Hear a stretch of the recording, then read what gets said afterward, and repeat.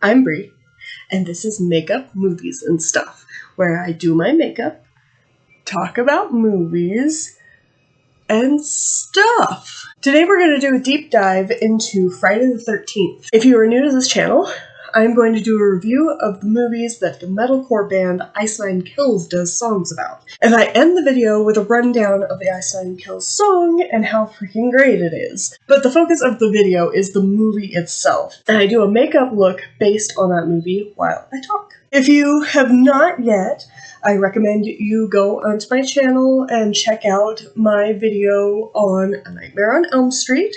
It's my very first video.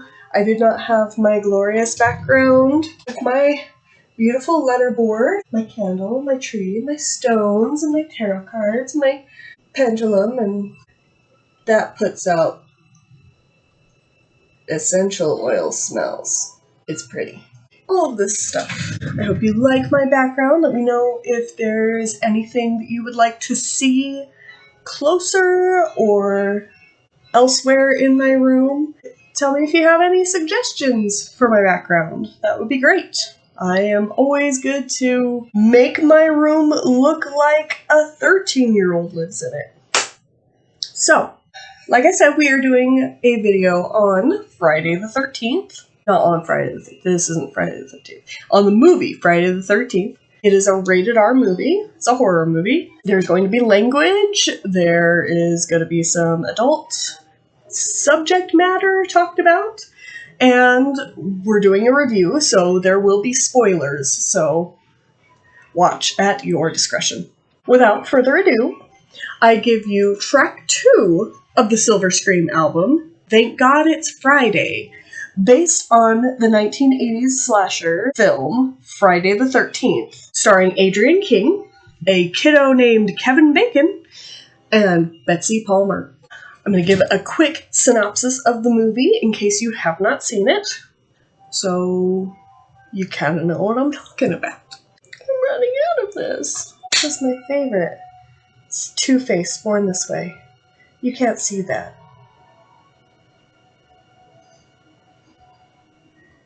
But it's there. I'm not being paid by anybody to promote anything, so I just really like that makeup. I need a bobby pin.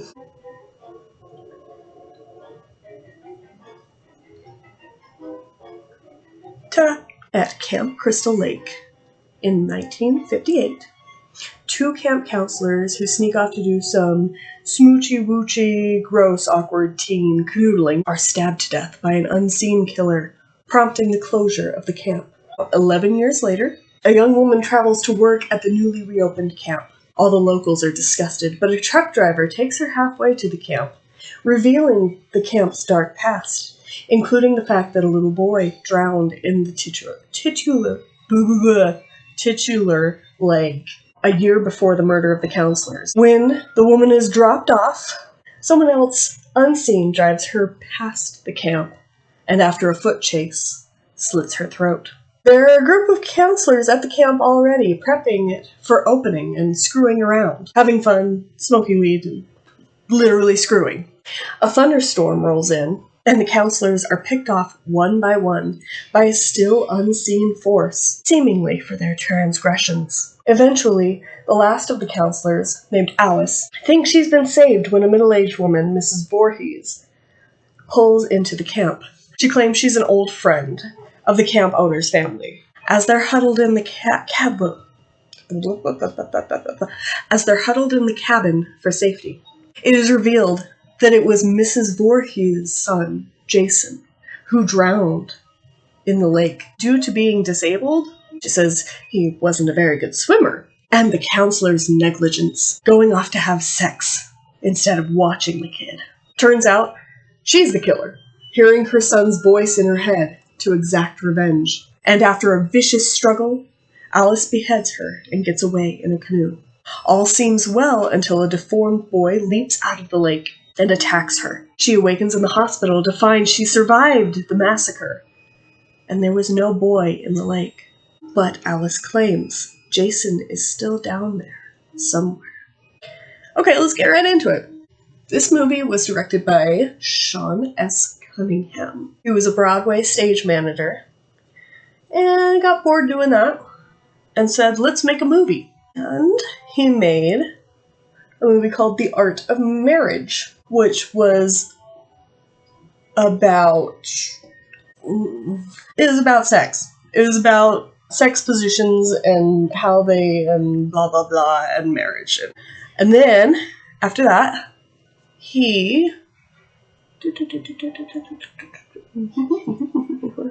created a movie called Together with none other than Wes Craven. Wes had not made really any of the movies that he was known for yet. Definitely not A Nightmare on Elm Street, which we talked about last month. So he made this movie with Wes Craven.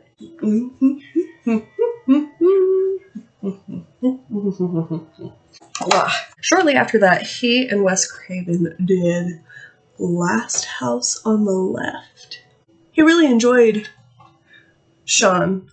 I mean, obviously Wes too, but Sean really enjoyed making a horror movie. He had a lot of fun with that. So that always kind of stayed with him. Then he made a movie called Here Come the Tigers, which was basically a cheap man's Bad News Bears. I haven't seen either of those movies, so I cannot tell you much about them. But I hear Bad News Bears is a classic. I am getting a lighting system, so I won't have this shadow. But I got a better camera. I'm using Carl's laptop's camera, and I am no longer backlit by the overhead light that hits me right here. What was I talking about? Sean decided to go back to making horror movies because he enjoyed it. And that is when it sparked this idea for Friday the 13th. And we'll get more into that a little bit later.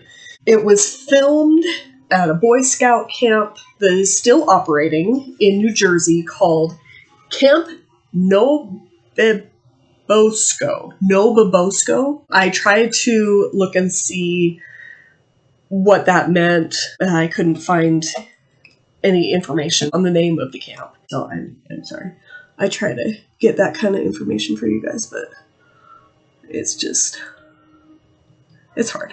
At that camp, they still use the Fame being the filming location, which I think is a little bit odd. It's a Boy Scout camp, so you would think they might kind of want to downplay it, but it does make a lot of money to be a filming location for anywhere. Anyhow, they had I believe it was a 25th anniversary kind of showing of the movie in April of 2018. There was a tour of the sites that were used given by Miss Adrienne King, who played Alice, who is the camp counselor that survives, unfortunately.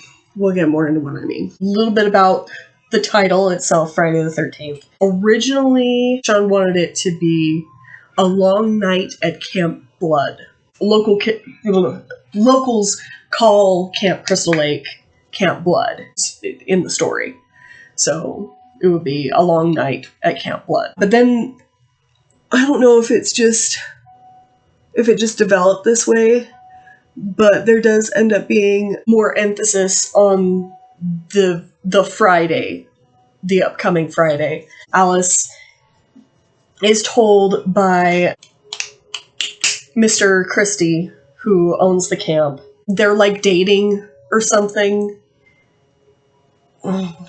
They're a thing. But he tells her to give it a chance, and if she doesn't enjoy it by Friday, he will take her out of the camp himself. Because I guess this camping it's not really her scene. And then there's the Friday being Jason's birthday when Mrs. Voorhees is talking about, what's going on in her fucked up head. And then there is at one point this scene where Mr. Christie is, I cannot remember that guy's name. I just remember that the Christies own camp. No, I can only think Camp Blood. Camp Crystal Lake. Yeah. Nature trail to hell. Do do nature trail to hell. Bo bo nature trail to hell in 3D. Sorry, I just have that song stuck in my head today because Camp Crystal Lake, and I love Weird Al. I grew up on Weird Al. Anyway, Mr. Christie is getting a ride from the cop, and he's like, damn it, we, not only is it Friday the 13th, but we have a full moon, and blah, blah, blah. There are studies about how there are odd happenings on Friday the 13th and stuff like that. Forgot where I was going with that. Oh yeah, maybe I should look at my outline and I would know what I'm talking about. I got distracted again. Anyway, so with the Friday the 13th being kind of a story point at this point, the title changed to Friday the 13th.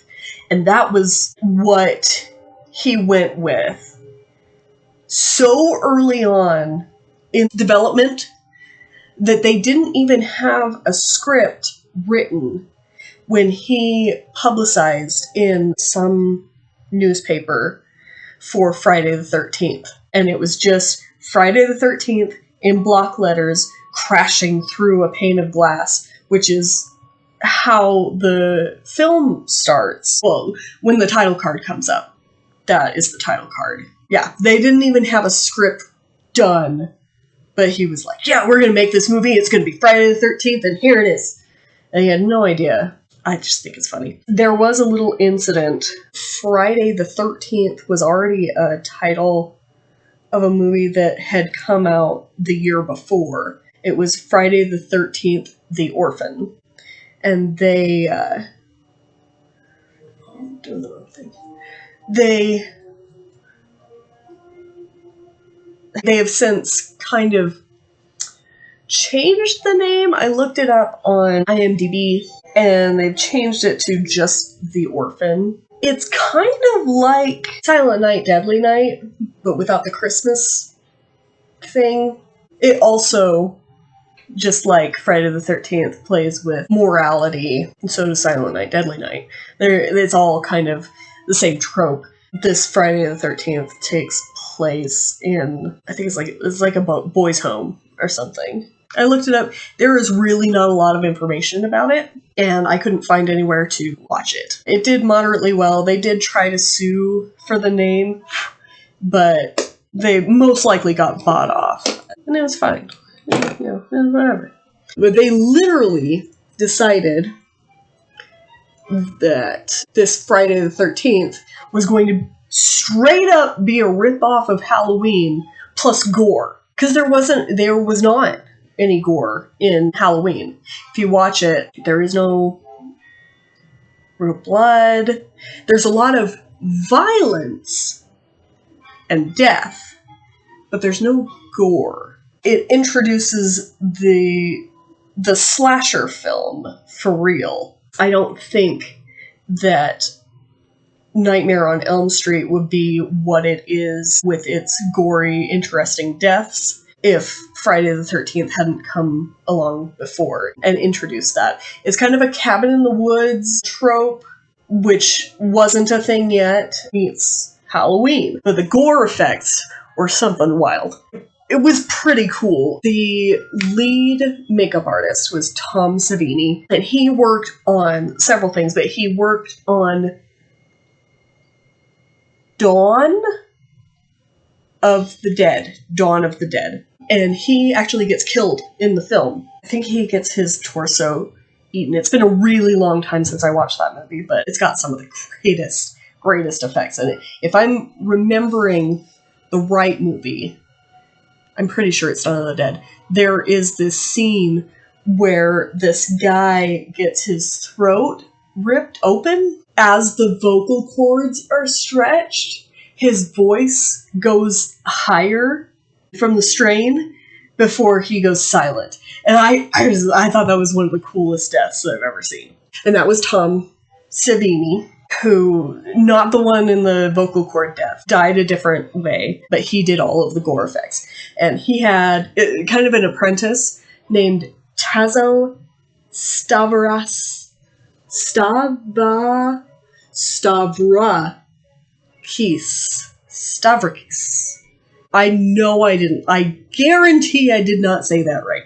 We're just going to call him Tazo. The funniest thing about the two of them is that they were LARPers. If you don't know what LARPing is, I just have more evidence that I'm kind of a nerd.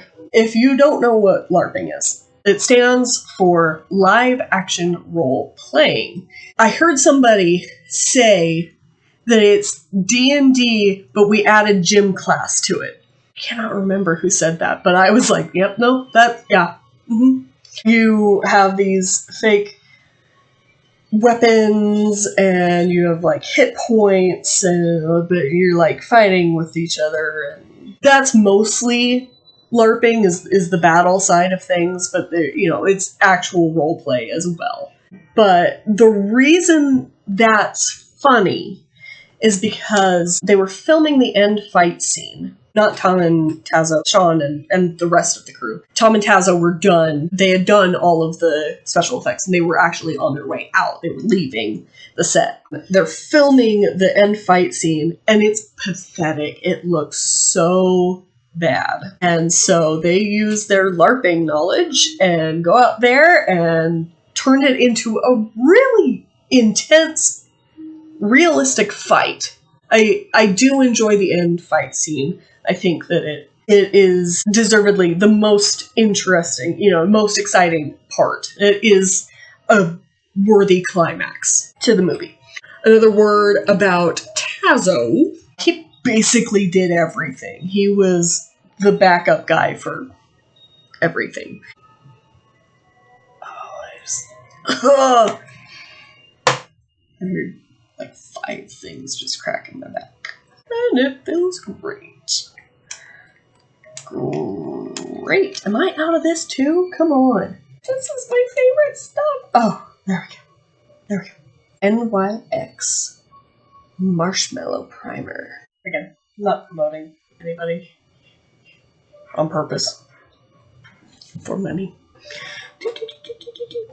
They had a formula for their blood that is very interesting. It looked more realistic than the blood that they had in, I believe it was No. It was Dawn of the Dead.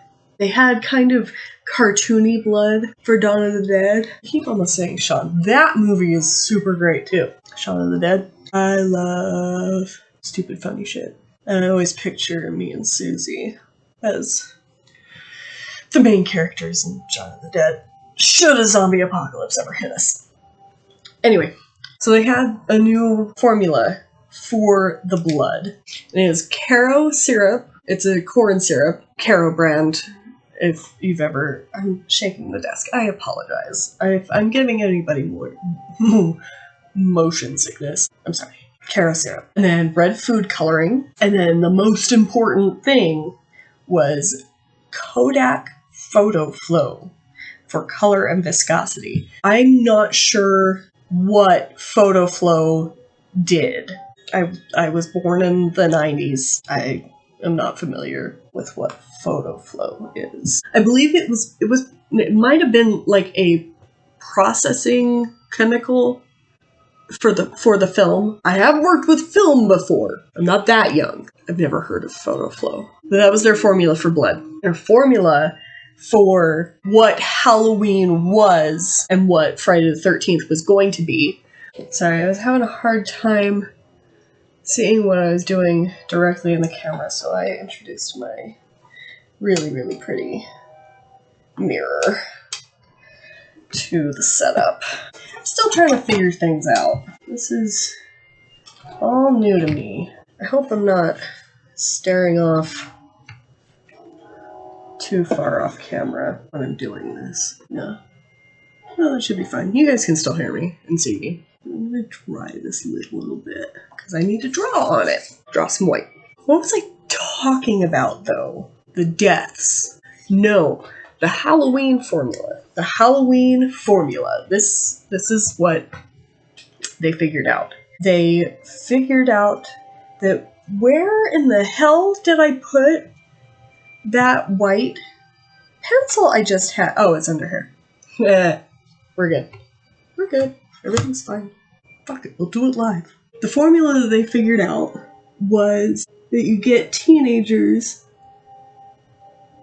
and you isolate them from any adults, supervision, or control. That way, they can get picked off one by one by a big, hulking, monstrous figure who is silent and unseen.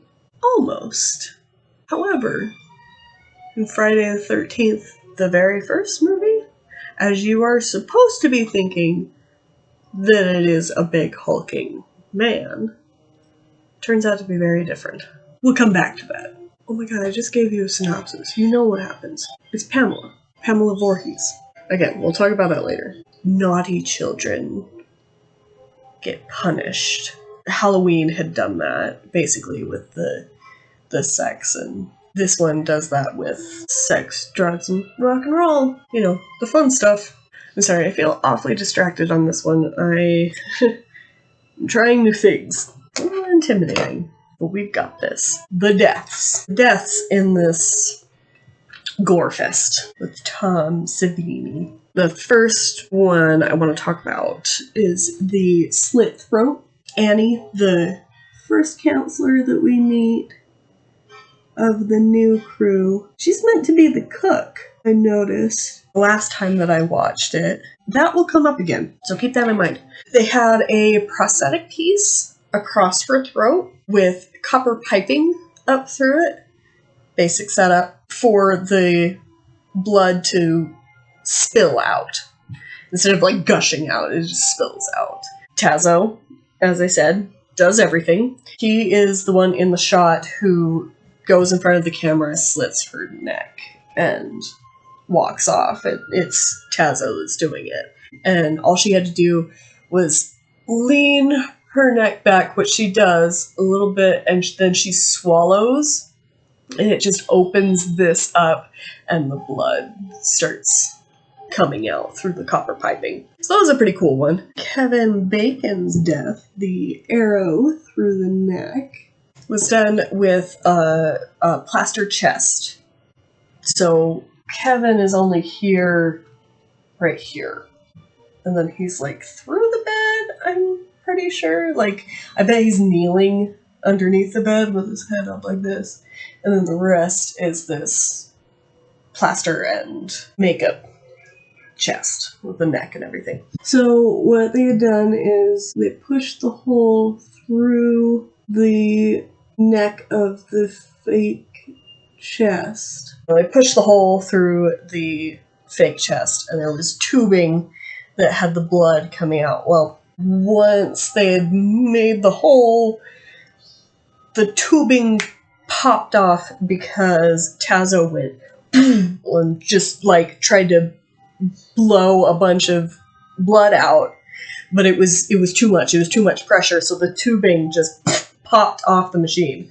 So Tazo was panicking, and they're like, where's the blood? Why don't we have blood? Blah, blah, blah. So he, with his own mouth, remember when I said that there was Kodak photo flow in the blood? This crazy man put the tubing up to his mouth and blew, and you would get this arterial spray up through the hole in the neck. But he blew it himself. He didn't die. There was some incidents with the photo flow, though. Axe to the head was Marcy. That was actually, if you look, you can tell it was hot glued to her head. So it was a very DIY sort of movie. Just trying to get the holes in the mask. Oh, and I just messed it up. Oh, not too bad, though. Like I said, there was an incident with the photo flow.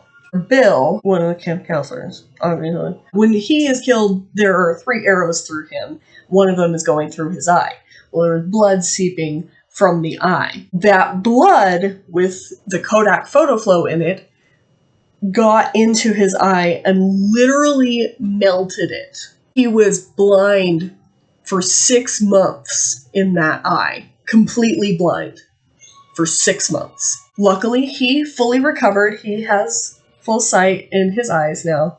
I think it's kind of funny that when he's hanging up there, you can see his other eye flutter a little bit, because I'm sure that was painful going into his eye. Just like, it's like when I miss with my eyeliner. Something that is not quite so funny, and truly the most unfortunate death connected with the movie, was the death of the actual bull snake that they find in the cabin. There is a scene, Alice comes and she finds the snake in the cabin, she runs out for help, Bill comes back with her with a machete and chops up the snake, and you can see the snake writhing and, pain in pieces. A lot of controversy surrounded that scene later, because back in the day they didn't have as many or as prolific animal rights groups, I should say, because there were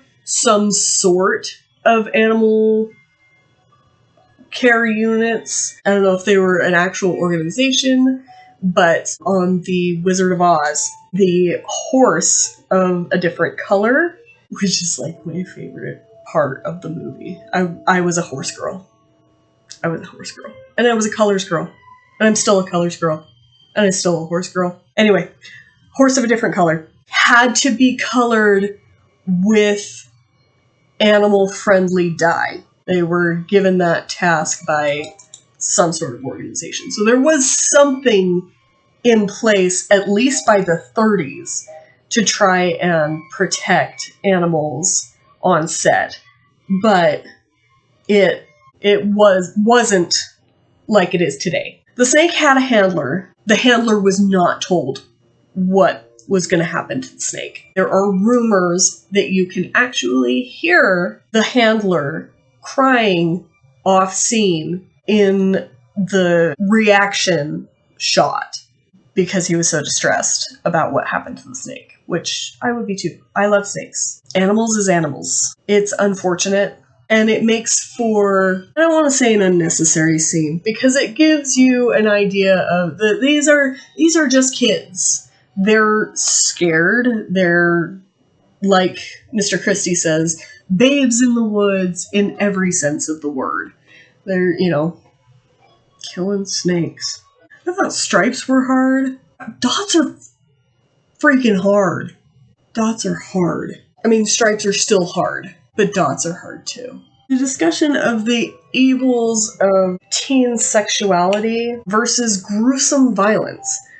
It's a toss-up. It's like, what is the lesser of two evils, I guess? The kids have sex, they smoke weed, they play a strip Monopoly game, making light of debauchery. There is also an interesting double standard, apparently, for the girls versus the boys in their deaths. It's not apparent, but it's a thing, I would say. If you take the first deaths, you don't even get to see the boy stabbed on camera. But the girl, the guy gets stabbed right away. And then the girl gets kind of cornered, and it's more involved. And then she kills the girl. There's a lot of stalking of the girls. The boys, either they are found already dead, or the death just happens. Kevin's, there is no lead up to it. It just comes through his neck. Whereas with the girls, there's a stalking element, and it's voyeuristic a little. But that plays into this idea of, is it a woman or a man? You would think it was more likely to be a man stalking these girls. I should have this on the other side because my hand keeps getting in the way. I'm gonna flip things around for a sec. I think I fixed it.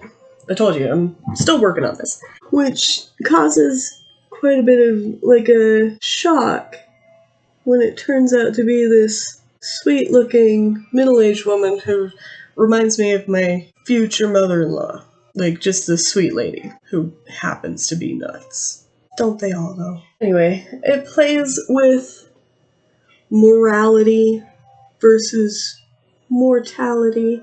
I find it interesting that when they're playing their Monopoly game, the one friend says that Alice draws first blood. Like, I know the expression, I've heard the expression before, but it's not that. It's just an interesting choice of line.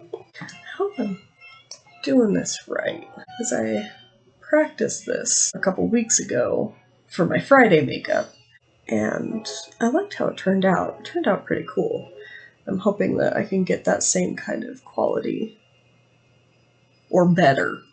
There was a lot of red used in the set design to help convey a feeling of danger. There is a really cool shot that is eerie, because there's so much silence in the movie. There are so many long silences because of the choice that they made with the music, which we'll talk about later. But there's this shot of the curtain. Oh, that's not silent. There's this cool shot of the curtain in the bathrooms, in the showers. It's just eerie, because it's just a still shot of the shower curtain, and then there is a hand. I think it's the staticness of the camera that makes it eerie. And it's not focused in on the curtain. It's a wider shot, so you are not sure where to look, but you know that there's something that you're supposed to be seeing, which is reminiscent, I would say, of being scared in your own house. You don't know why you're scared or where that noise came from, but you look down the hall and you just stare and you watch and you wait. And the moment something comes out, like my 8-year-old, you scream, and everybody asks if you're okay, and then you embarrassedly say that you thought that your child was a ghost. Oddly specific.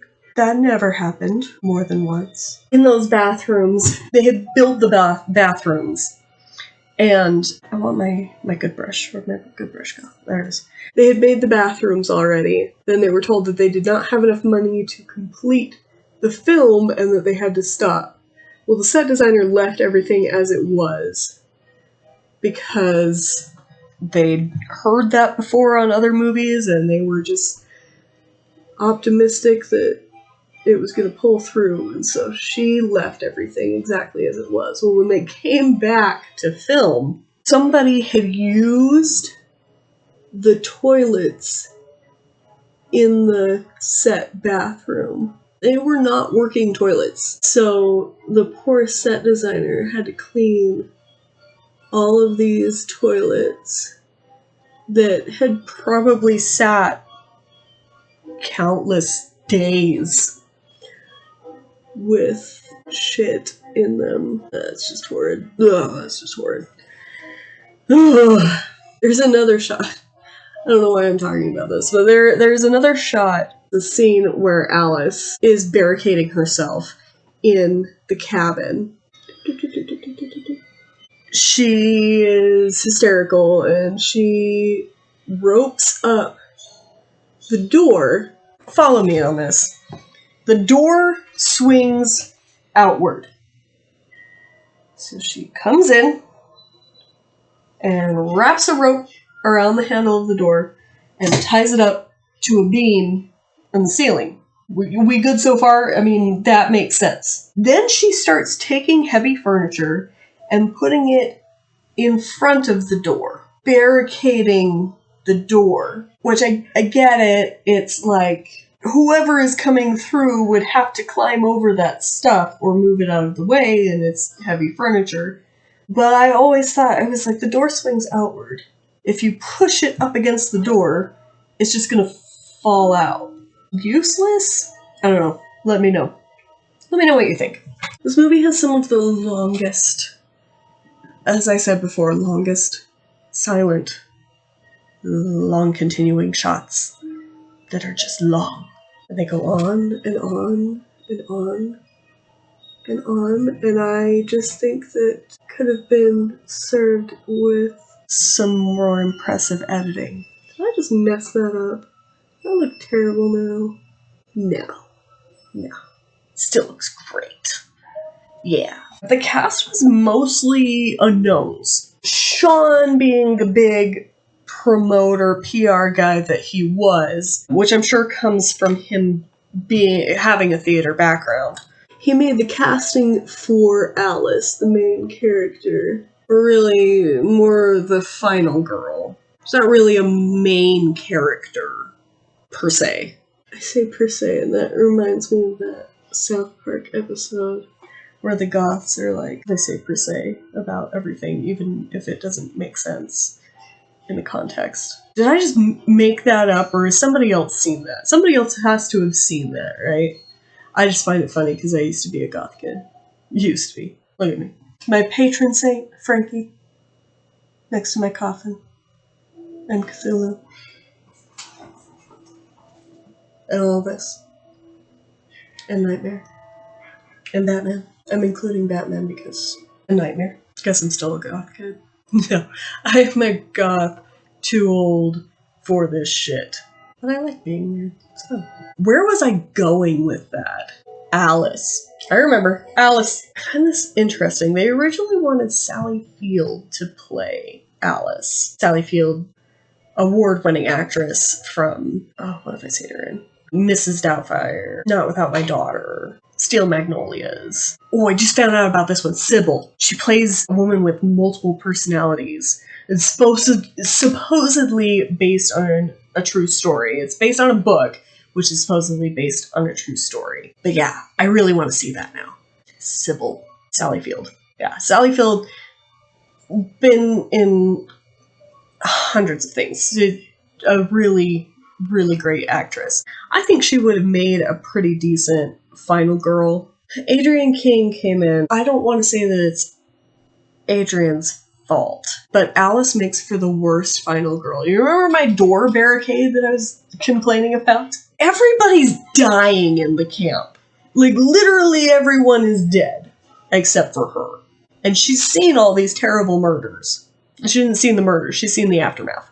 She barricades herself in because she's freaking out, you know, and then she sees headlights. I get that she thinks that it's Mr. Christie. Wouldn't you wait until somebody came out of the car before you start running for it? She tears down her whole barricade, unropes the door, and runs out to this guy that she's supposed to be dating, or whatever, and it's somebody else. Regardless of the fact that it's this sweet lady. Yes, it's kind of meta that we know that she is the killer, but you don't know this person, and she is hesitant when she meets her, but she should have been hesitant while she was in the freaking cabin. That's all I'm saying. She's a whiny, hysterical last girl, final girl.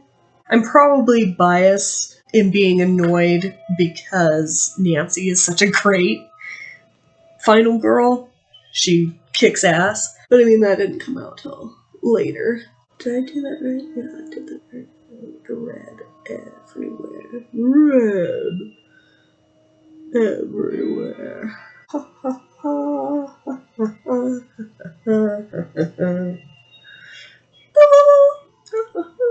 Another person who was cast was actually Harry Crosby, who was Bing Crosby's son.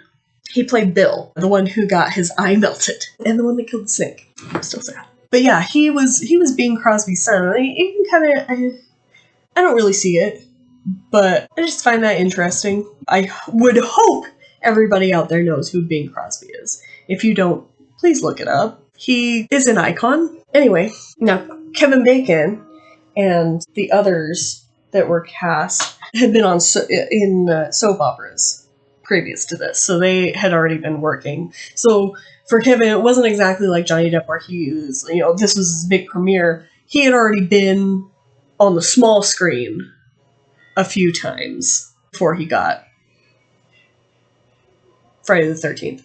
I find it interesting that it was his decision, his suggestion to the poor girl who played his girlfriend, Marcy, that before the sex scene that they have to film, they smoked a little bit of weed just to take the edge off. She said it worked, and more power to her.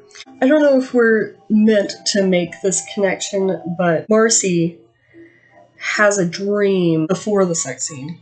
It rains really hard, and it ends up turning into blood, and the blood runs away in little rivers, and she says she calls it her shower dream, and she dies in the showers. She's not taking a shower, but she is in the showers when she gets the axe to the head. So I don't know if that was meant to be foreshadowing, but I thought it was kind of a fun little connection. Mark Nelson played Ned. Ned was meant to have polio in an early version of the script, if I remember right. I watched all the way to the 4th Friday the 13th movie several years ago. I believe it's the second one where there is a counselor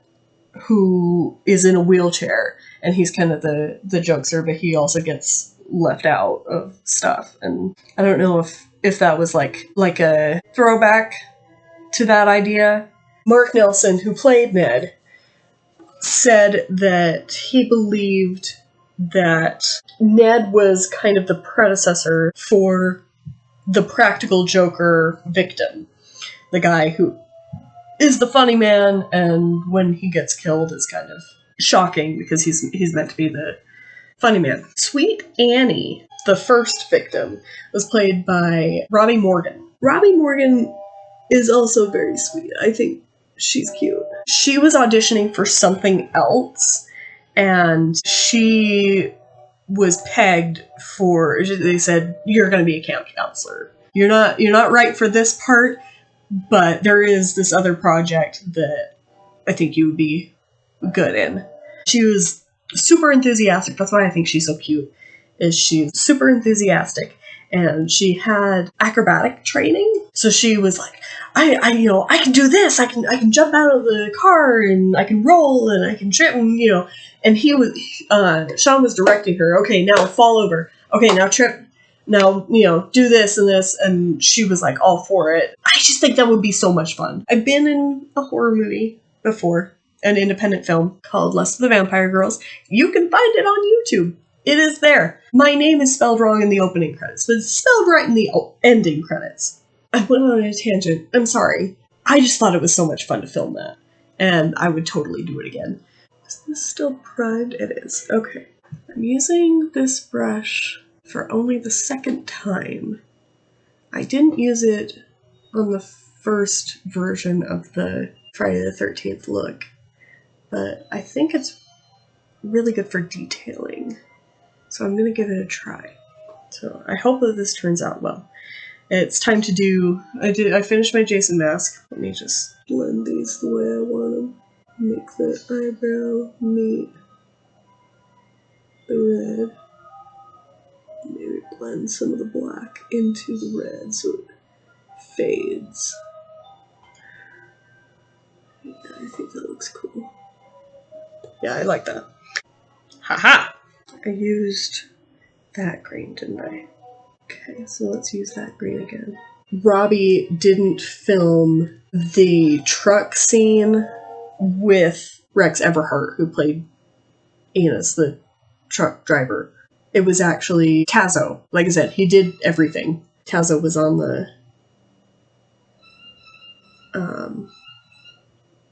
is there a better picture of this? Oh, here we go. Let's do that. It looks pretty damn close. Yeah, I'm satisfied with that one. Okay, well, let's get into the character we really want to talk about. Mrs. Pamela Voorhees. Or is it Miss? Not sure. That'll make sense in a minute. Sean wanted a killer who was terrifying, but not over the top. Somebody who would be seen as wholesome. He liked to play with the idea of a serial killer mother whose only motivation is the love of her child, her disabled child. Before there was Bobby Boucher and his mama, there was Jason and Mrs. Voorhees. With Pamela, we are the killer. It's voyeuristic, like I said previously. Let's work on this mountain range here in this dark green. The script was written by Victor Miller of Motherhood. He said, "I took motherhood and turned it on its head, and I think that was great fun.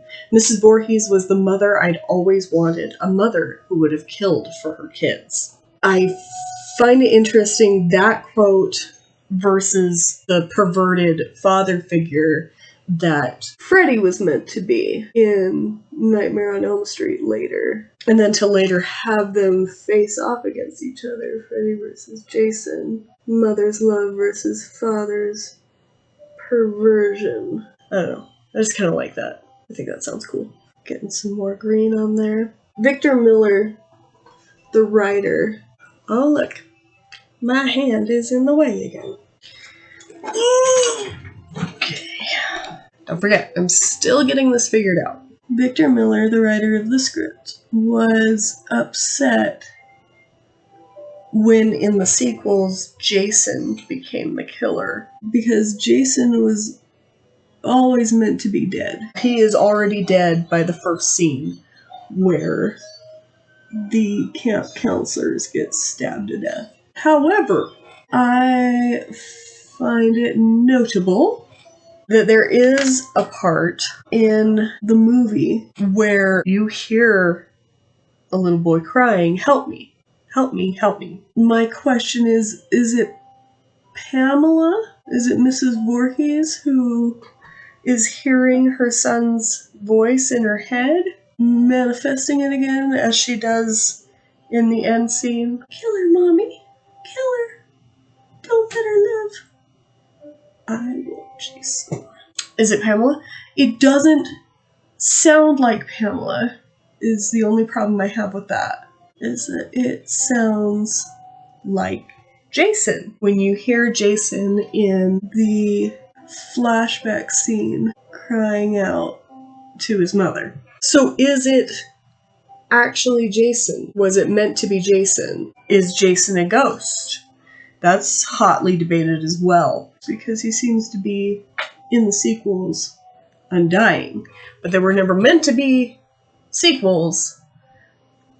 Kind of like with Nightmare on Elm Street. It was meant to be over. Then they added the jump scare at the end where Jason pops out of the water.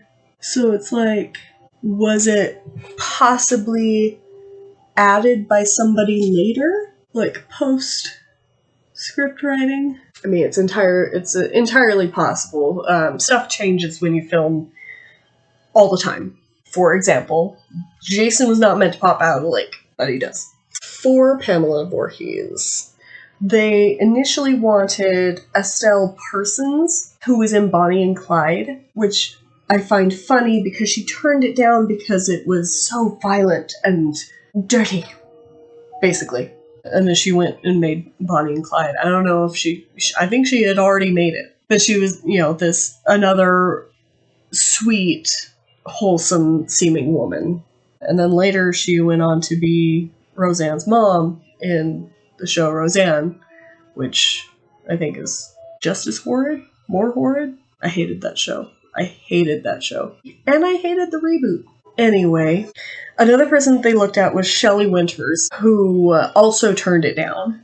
But I am doubting that she did it for moral reasons. I'm sure it was just some other, scheduling difference or something like that. She went on to play Ma Barker in, what's it called? Bloody Mama. And that is the true story of a woman who, leads a crime family, which I find funny. It's a little reminiscent of the whole, evil mom Pamela Voorhees thing.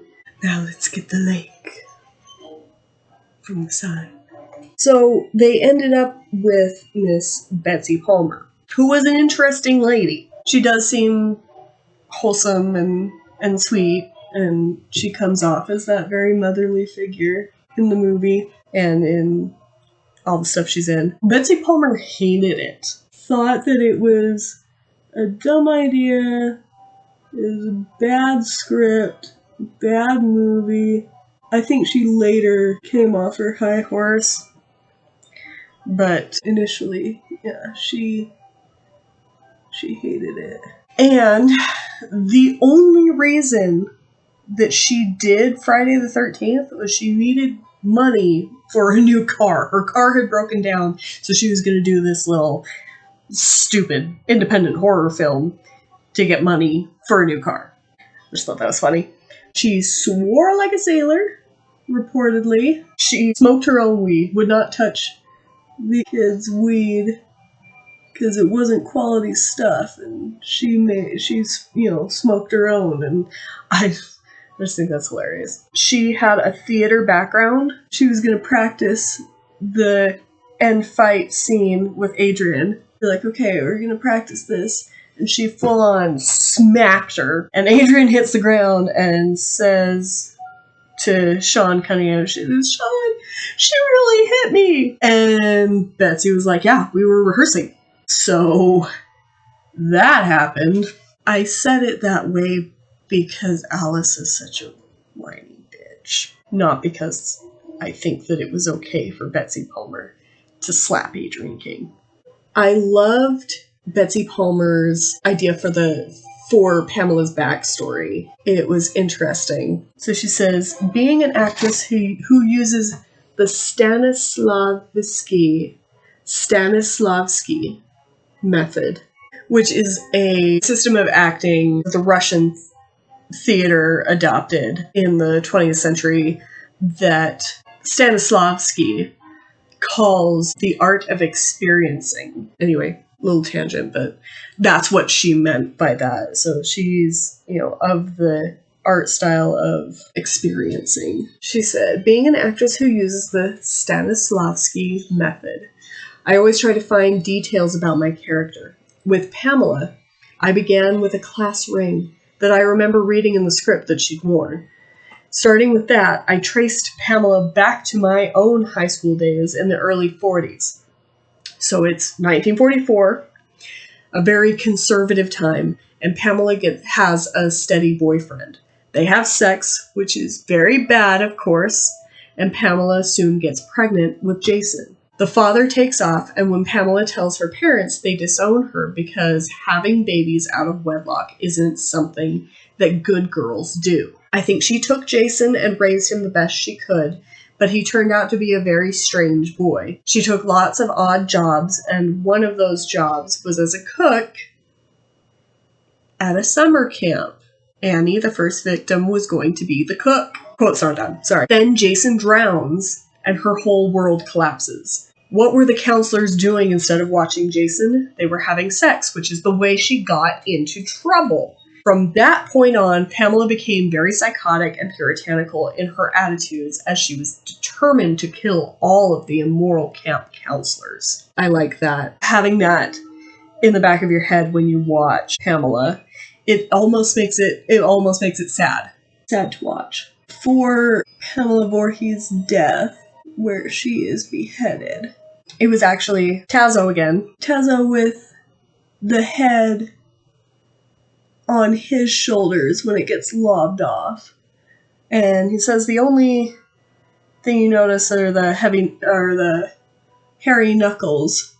But I mean, they're the same knuckles that you see slitting Annie's throat. So it all makes sense. I never noticed it before because I was like, oh, okay, this is just a heavy-handed woman. Which she would have to be kind of heavy-handed, because think about shoving that arrow up through the mattress, through the spinal column, or around it, and straight up. No, let's see. It comes up through just above the sternum. So it would be back here, the thoracic spine, right? If we're laying like this, it's got to come up through the thoracic spine, through the neck, and out just above the sternum where the clavicle sits, right between the clavicle cleft. Anyway, she had to have had an incredible amount of strength to do that, to do half the things she did. Hoisting that boy, Bill, onto the door and putting arrows through him. It can't have been easy. Now we got the sky blue for the sky. You have the character of Crazy Ralph, who was meant to do two things. One was the foreshadowing with the death curse and, that sort of thing. But he was also meant to be a suspect. I think the first time I saw it, I read him as a suspect. The movie has been out for decades. I obviously knew about Jason, and so I assumed that Jason was the killer, which made it very startling to find out that it was actually his mother. I knew that he had a thing with his mom, but I didn't know that she was the killer in the first movie. So I was like, oh, okay, this Crazy Ralph, he's meant to be a suspect. I get that. I later, once I had seen Friday the 13th all the way through, I thought that Crazy Ralph could be Jason's dad. It further kind of, not confirmed, but lent itself to that when I heard Betsy Palmer's backstory on Pamela. Let's get this nice and clear and blue. This is too dark. I don't know, how do you guys think that looks? You can't see color well on here, but I'll get better light and a better camera, maybe, eventually. The music we have been listening to was composed by Harry Manfredini, who determined that only the killer would have music. Now, remember me telling you that this movie has some of the longest long shots. The longest continuing shots. And most of those are silent. I mean, part of me would argue that the long silences make for an eerie sense. I mean, I would say that, only these are long, continuous shots of nothing happening. There's one of her making coffee on the stove to calm her nerves. There is one of her waiting around for Bill to show up. I'm talking about Alice. There are a lot of long shots that don't have to be that freaking long. And they're all silent. You just hear the kettle being put on the stove. And it's just quiet. It's so quiet. It's so quiet. And then all of a sudden there's music. I get that. It just seems like a little much sometimes. I have seen some discrepancies in the idea that there is only music for the killer. Now I'm trying to do letters. Letters are kind of a pain too, because I gotta get them going the right direction. I've seen some interesting things involving the music, I should say. There's music watching Annie pass, which implies that she's being watched, maybe. That Pamela is stalking her already. However, there is no music when we're watching Kevin Bacon and Marcy from afar in a, stalkery way. It pulls back, and it turns out to be Ned that is watching them, not the killer. So there is no music until Ned spots the killer at a cabin and follows them. And so that follows the formula.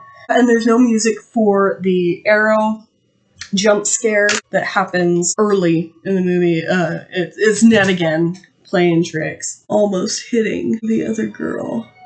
Can't remember her character name. There is also no music for when, I think it's Bill.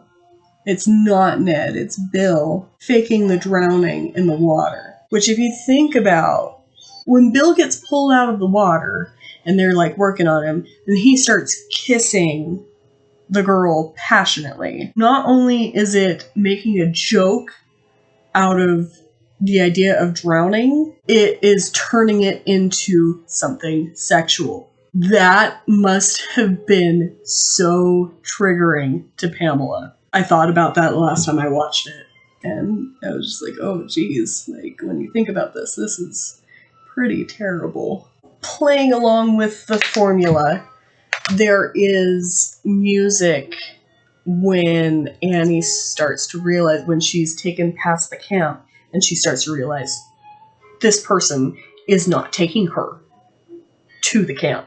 The thing really that I don't get is there is music for Crazy Ralph, which I get, he's meant to be a suspect, but it goes against the formula, in my opinion. Also, there is music for the poor snake, because it's a jump scare, it's meant to startle you, but it kind of breaks that formula a little bit. Harry, the composer, wanted a Jaws feel where it is an unseen killer, and it just builds that suspense. You never see them, but you have this idea that they are there, because the music holds you there. It is frightening. It uses a lot of suspenseful scream tones. Like, if you've heard a couple of times like that. Shrill violins or whatever that just sound very much like screaming. I don't know what I did to this eye, but it itches. I got it. Ugh. I think that fixed it. So we did that. What do I have left? Okay.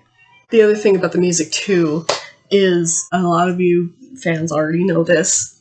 The echoing sounds in the music, it is the K-I from kill and the M-A sound from mommy.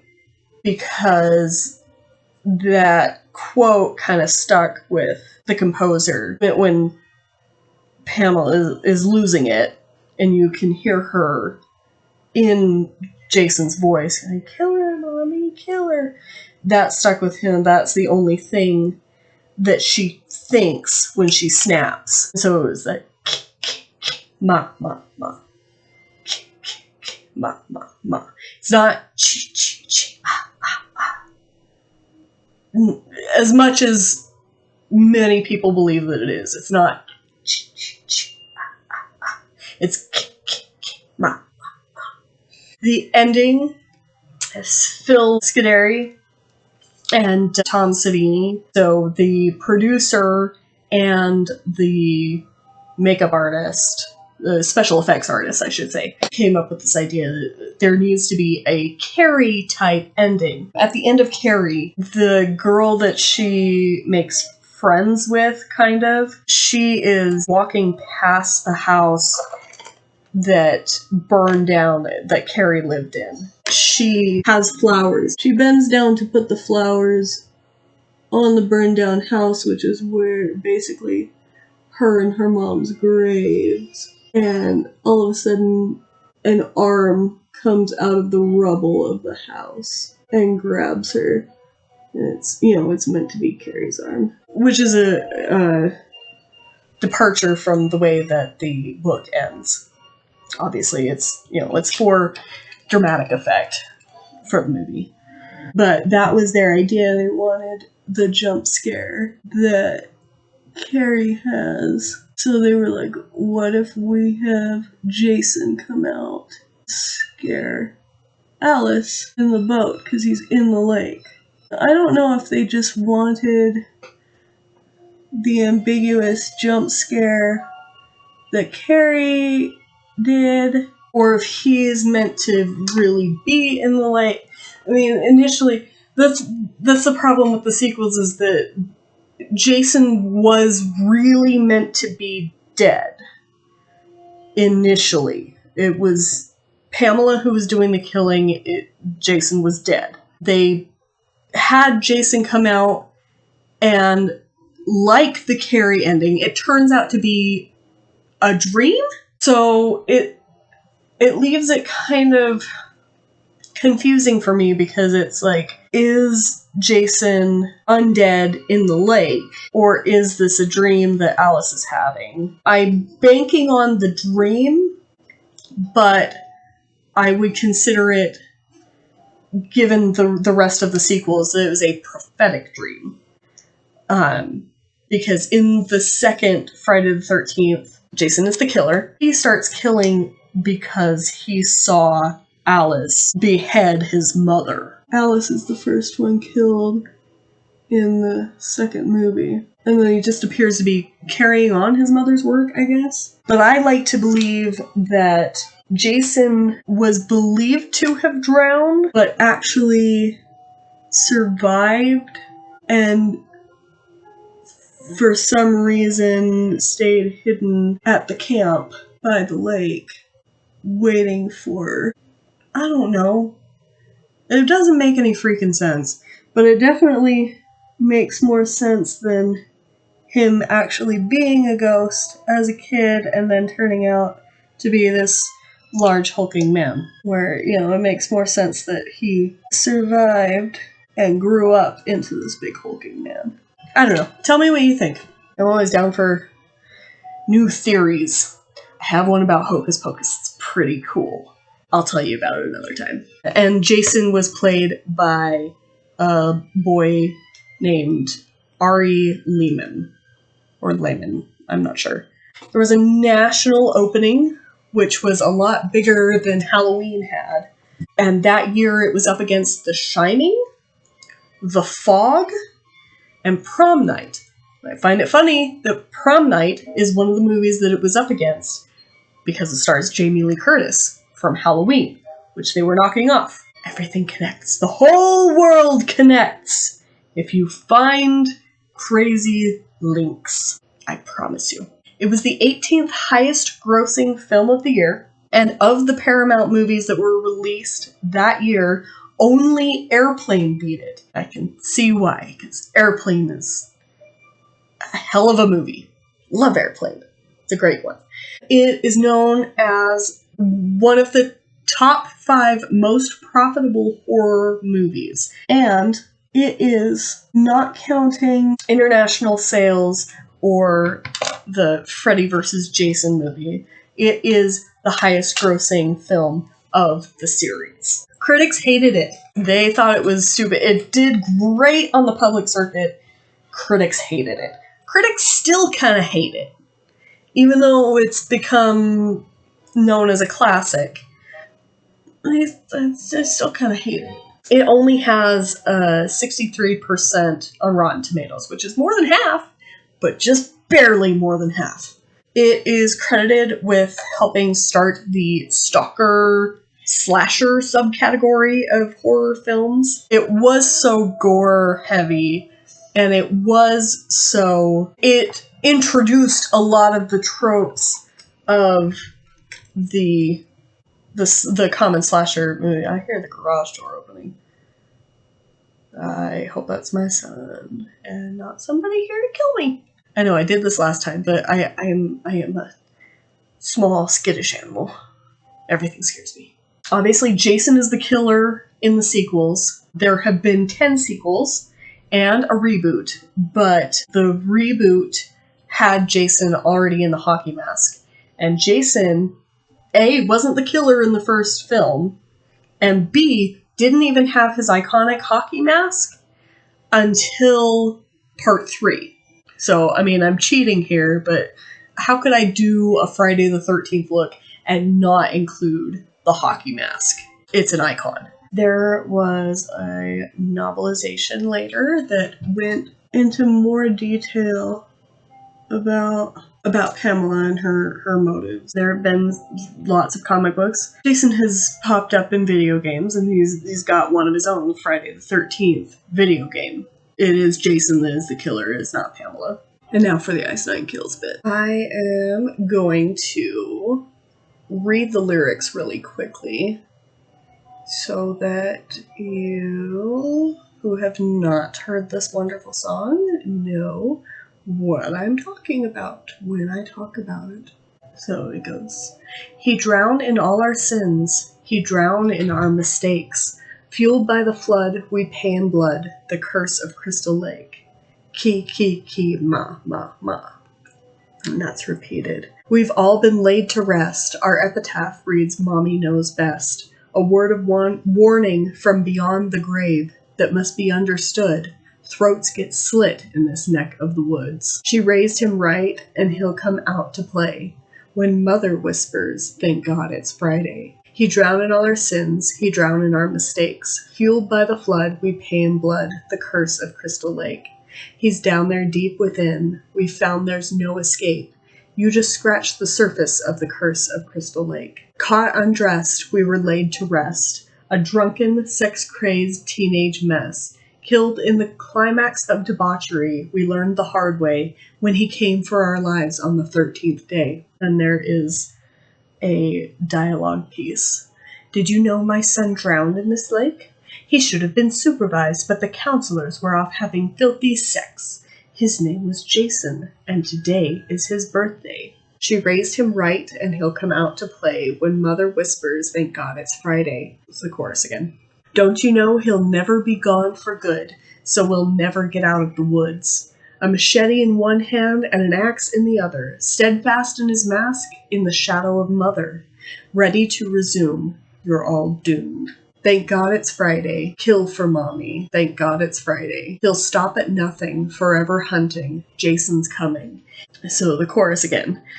And then ki, ki, ki, ma, ma, ma. And then the music goes soft. And then it picks up again with more ki, ki, ki, ma, ma, ma, till the end. The song opens with night sounds and a fire crackling, which is how the movie opens. With crickets and a fire crackling and the counselors singing. And it's the counselors who are singing the first lines of the song. They talk about drowning in Crystal Lake. He drowned in our sins, mistakes, flood, down deep, scratch the surface, the curse of Crystal Lake. Mrs. Voorhees is referenced with the ki, ki, ki, ma, ma, ma. Mommy knows best. She raised him right. Going back to the whole idea of the morality. Mother whispers. Then there's the dialogue piece that is Mrs. Voorhees. And then the line, kill for Mommy. Which I think there's a missed opportunity there. Because the line in the first Friday the 13th is kill her Mommy. That lends to Pamela being the killer instead of Jason, but, you know, splitting hairs, I suppose. That's just my humble opinion. We talk about Friday. TGIF, thank God it's Friday, when he came for our lives on the 15th day.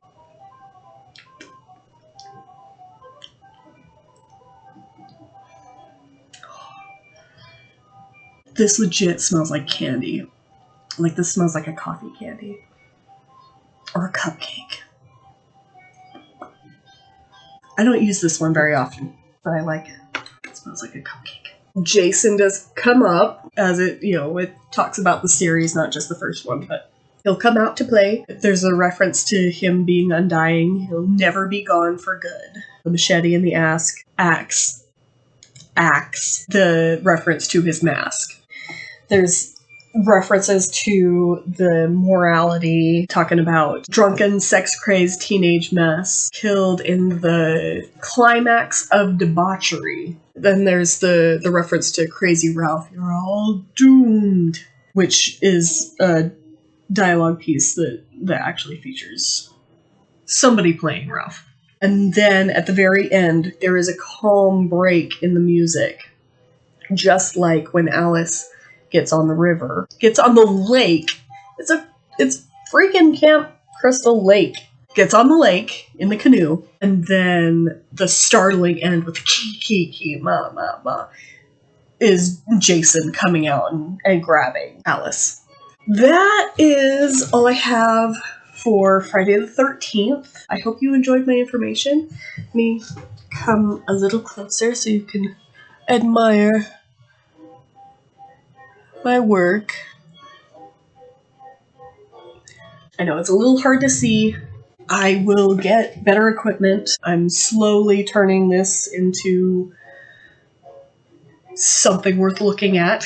Anyway, I hope you enjoyed spending this time with me, and I will be seeing you again next month for Halloween.